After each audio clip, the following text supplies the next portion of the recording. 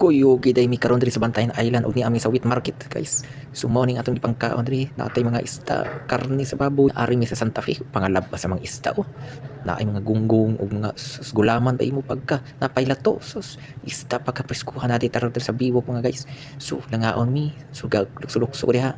So sugda na mga kaon pagkadagko sa humba guys. So pagkalami, so akong iyaan so nainon una no. So kanila galang langoy ko diha kay di mo ko maglangoy. So lingkod-lingkod. So samtang nagpainit-init sa bugnaw nga tubig sa dagat. So mao na gapusing-pusing pa ta diha guys. So sugda na kog kaon singkol-singkol nga kaon so perting kauna. Pagkalami agyud sus dahon na sa talisay hani ata karon diri sa Santa Fe Island. So pagkalami sa atong bahaw ngay sagol nga humba.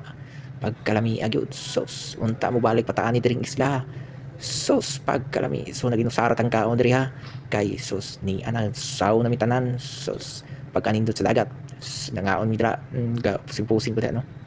So kana na nagkuha sa kaldero dala bahaw ni nga og humba nga adobo akong iano sus naginunan ta higda gamay sawng-sawng gamay so lingkod-lingkod gamay kay kainit sa kabugnaw sa dagat pod.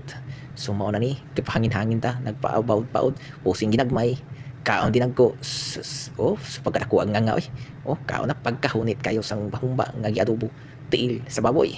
So gaino sara tag kaon ni guys gaino sara tag kaon kay lami mag inosara lonely is the night oh so waking oh pagkalami agad so nindot gid mo pag inosara tag kaon guys mapil nato ang lami ba. So kanina kapundok kami kaon tanan mao na ra to guys.